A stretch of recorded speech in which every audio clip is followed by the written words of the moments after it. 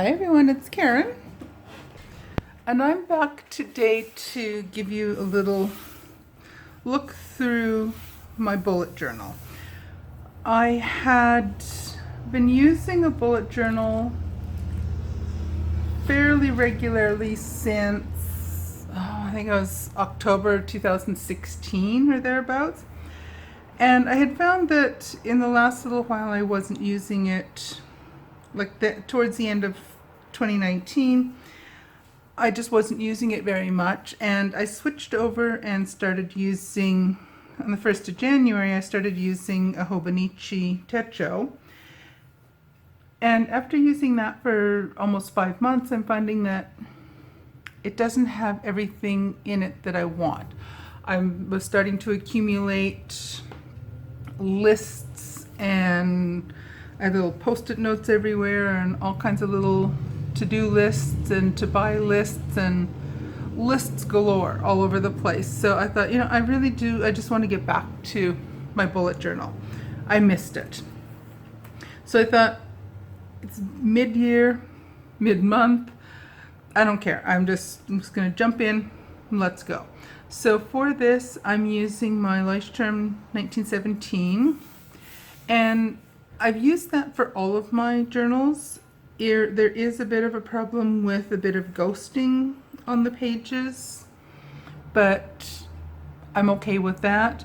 And plus I got a really good sale on a bunch of these, so I have probably another 5 or 6 different colors that I just have on the shelf, so I can't justify buying a different book just to start a new journal, or just to start a new bullet journal when I have several of these. So anyway, let's take a look at this and what I have so far. And I'll do a video probably later this week that shows my setup for the month of June. But we'll just look at my beginning setup. So first off, I need to add my name. And I'll probably start adding on to the index. But I typically find that I start out using it and then it falls by the wayside and I end up not using it very much anymore. So we'll see. I'll get started on that in the next little while. So my index, then my key, and probably with mine I'm going to keep it relatively minimal. I might not, we'll see, but I'm starting out with it relatively minimal. So the way I like to designate things, I have a list of tasks I designate with a dot. That's just lists of things that I need to get done on a particular day. When it's completed, I put an X through it. Anything that is time sensitive, that has a specific time attached to it, I indicate that with a small circle. And when that's completed, I fill the circle in. If something needs to be moved ahead later into the week or into the next week, I'll migrate it and I'll put an arrow pointing that away. If it's something that has to be, I'm just going to put it aside and I'm just going to come back to doing it sometime in the future. I'll have it scheduled, I'll mark the arrow pointing to the left, and I will move it over into my future log for something to be done later. Something is canceled, I'll cross it out, whether it's an appointment that's canceled or if I've decided a task just doesn't need to be done, period. I'll use a little dash if something is just a note, and a signifier I'll use an asterisk to mark that it's something important. Then I have my future log, and with this, it looks cute with the little washi on here, but to be honest, I messed up. I made a mistake on here. I had planned on doing my future log because I'm going to be starting this well, I've started it already, but I'm going to be starting it with a full month for June. So I just put down the days with Tombow highlighter. I don't have them, I put the marker away already. I believe it was this one.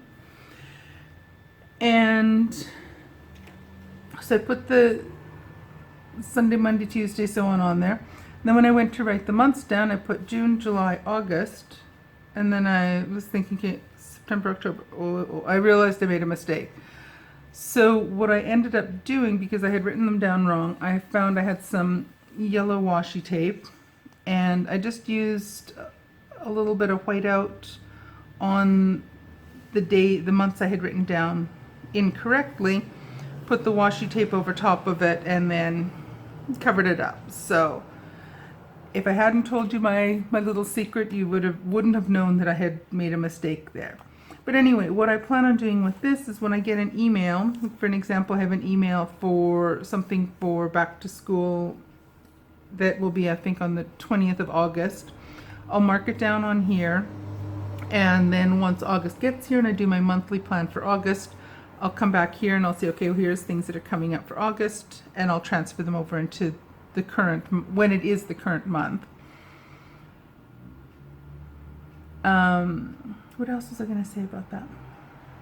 So I do tend to do that. I will, if something comes, especially if it's work related, if it comes into my email inbox, I'll leave it in my inbox until I record it in here, and then I move the email into its other folder, the folder where it should be. So that's my future log. I'll start adding things in here in the near future. Then I have 2 pages here. I'll talk about this one in just a bit. This one is one I saw on Amanda Rach Lee did this, and she got did something similar to this, and she got it from a page she saw on Instagram. And I'm drawing a blank with where it is. I will mark down the link to that down in the description box afterwards. But what it does is it just marks down how many spaces I have vertically and horizontally on the page. This marks down where my halfway mark is. I should actually, yeah, so that's at 19 and at 13. And then these mark where I have 1/3 are divided into 3s, into quarters, and into 5ths. And it indicates where the spacing is going either direction. So if I want to mark this into thirds, into 3 columns, I know I need 8 spaces with a little spot on either side that's still open. If I need it into three blocks going this way, I have to be 12 spaces in between, plus 1 on the top and bottom. The same for if I want to divide the page into 4s, either 4 columns or 4 blocks going horizontally, and the same if I want 5. So this will be handy to have, and I can just peek back to this quickly and see what's what. This is a spread that is probably qualifies as one of the most unusual spreads that I have in my bullet journal. I had this in my very first bullet journal. This is my 5th. Yeah, this is the 5th book that I've used since 2016. And in the first one, I only had like the first few on there, and then I went back to it for a while, and it fell by the way, or keeping track of it there fell by the wayside. So I thought I wanted to get this started up again because I really like having this in one spot. So this is my tracker for donating blood. And I saw this little thing on Pinterest ages ago. So here I marked down, and this is going back from the first, well, this is actually the second donation I ever made. The very first one I made was when I still lived in Maine. These are all the ones I've done since I've moved to Pennsylvania. So I marked down the date when I donated. I'll talk about this column in a second. I marked down the type of donation it was. So for the first several I did, it was what they call a whole donation, and it's where they take 1 pint of blood. So that's just like your regular donation. The last 4 that I've donated are what they call a Power Red donation, and that's basically where you do a double donation in one sitting. And what they do is they have a machine where they take out a pint of blood, they run it through some fancy machine that pulls out what they want to keep, and then they return the plasma back to you along with some saline solution as well. And then once that's done, then they start over and they take the equivalent of a second donation. So they'll take a second pint and do the same thing and then return the plasma to you.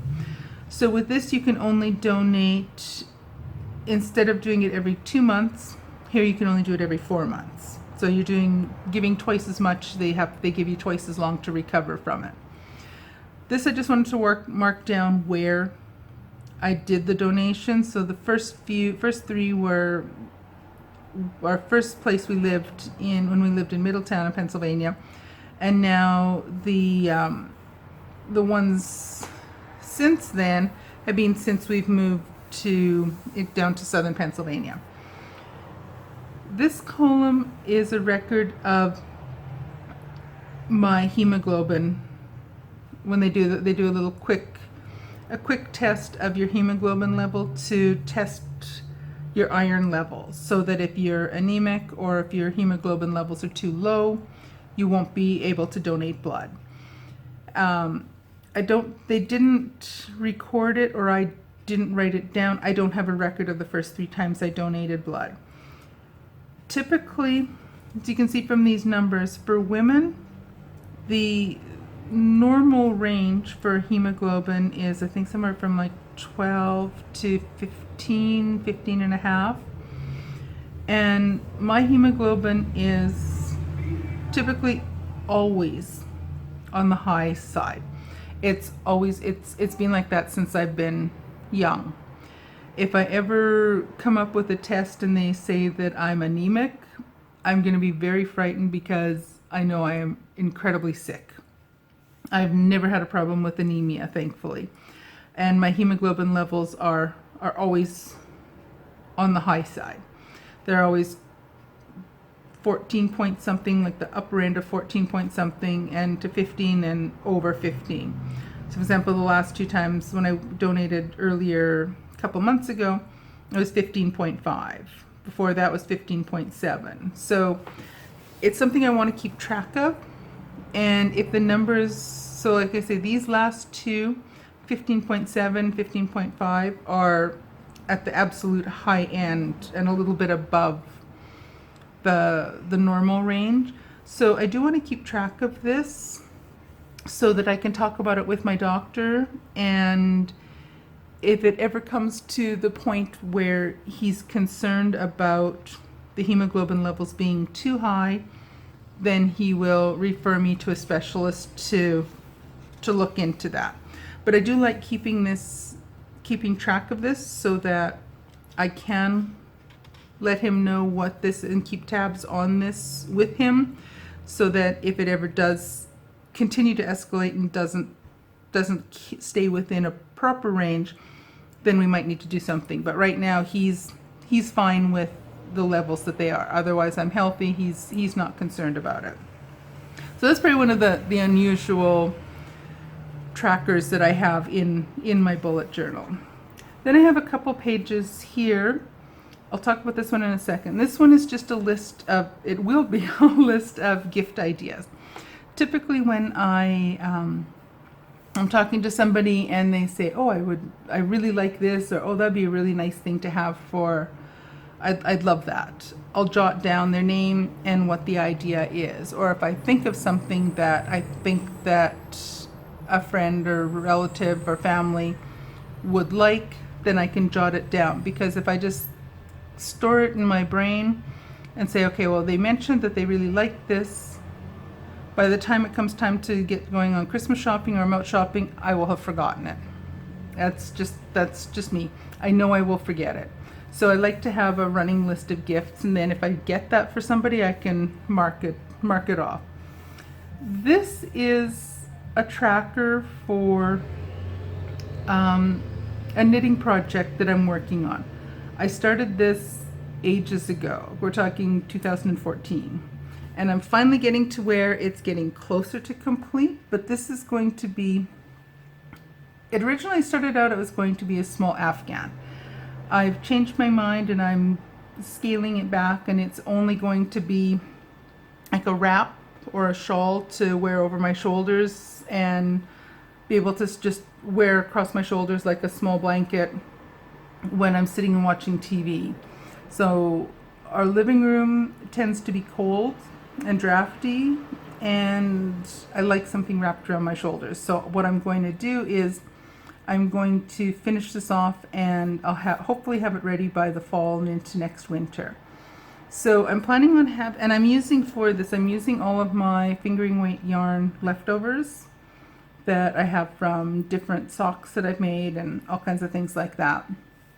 So what I have is, it will be 25 squares by 13 squares in size. And so I need a total of 325 squares that I need altogether. I did a quick double check and counted how much I've done. And I've worked out that I need 114 squares still to knit to have this completed. And then I'll probably want to do a border on it. So I just want to have a little sheet here where I'm just going to mark down, just do like a typical little tick sheet. I'll mark down 4, the line across.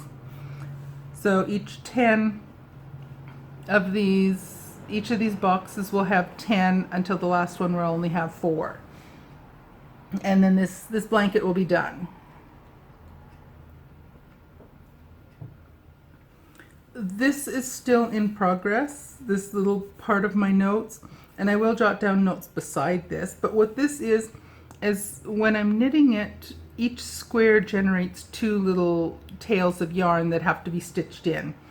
And I have a set way that I tuck the tails in. I weave them into the previous seams. So what I want to do is mark down a reminder for how I tuck the tails in.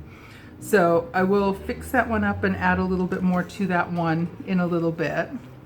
So the next 2 pages are just a couple of lists that I have. And these are some of the things that were showing up on little post-it notes and little scrap pieces of paper all over the place. So I thought I just need to have it and get it into one spot. So as I watch different YouTube videos, I think of different ideas of things that I want to do myself for crafts, and I just want to start jotting these down. So when this page is full and I've done all of these, I'll move and I'll start another page wherever it is throughout the book. And I just want to jot down a few notes. So for example, for this one, it's just an idea I saw someone doing, or an idea of what someone had for storing all of these little sponges from our ink blenders. And it was a neat little way of doing that. So I want to make some of those. I also want to use a swatch book for swatching all of my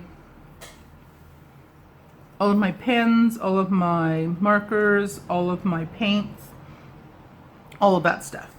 All of my tombos. I just want to get a list, or just have a swatch so I know which colors I have and what they actually look like. I also have a list of things I want to buy. They're all things I can live without. I don't need any of these things, but they're all things that every once in a while I think of. It's like, ooh, that's something I'd like. And then also, if somebody asks me, well, what can I get you for Christmas, or what can I get you for your birthday? I have a list of things that I would like to get. So they're just in no specific order. They're just things as I think about them, I just jot them down, or I will jot them down. So just some things for doing junk journals. A lot of them are for doing junk journals. I want to get those little makeup, instead of using, as well as using these, I've seen a lot of people have these makeup brushes that have like a sponge pad on the end of them. and I'd like to get some of those. And people say that they found them at the Dollar Tree. So just some other things that I want to get somewhere down the line. So that's just a list I'll have going. As I get them, I'll cross things off. And once this is all full, again, I'll just transfer the list somewhere else. Then originally what I did was I did these 2 pages first, and then I went back and did these. So I like this plain, simple way of just starting up my month. I didn't do a lot of the extra things because I only had a week and a half that were going to be in here from May, so I didn't bother doing like a full monthly spread. And so this is the second page I did. And for some reason, I messed up the dates. So, okay, let's just get the mistakes done right away. I gotta say, this is the second page I did in here, and I messed it up. So, I can live with it. It's not the end of the world. I just crossed out the part that was wrong and tweaked it. Close enough. So I'm just jotting down things. I might go back in and do a little bit of decorating on some of these things. And I'll go back through and I'll probably add a few more things that I want to get done today. For the most part, I don't have a lot that I want to get done today other than finish up this video. And then my typical weekly / daily spread. I don't like doing the days just one after the other. I find these work out nicely. I typically have plenty of space to work on them. What I did do that I don't like on this one that I should have done, what I've done in the past is I do the Monday, Tuesday, Wednesday, then Thursday, Friday, Saturday, Sunday. I did it Monday, Tuesday, Wednesday, then so now I'm looking at this Monday and then I keep thinking this will be Tuesday. So I'm probably going to mess up something on these 2 parts of the page, but so be it. Here so what I typically want to do at the beginning of a week is I'm going to jot down a list of goals of things I want to get done. There's no specific day most of these things will have to be done, but I just want to have some general markings for goals that I want to get done for the week. So I don't have anything filled in for this week.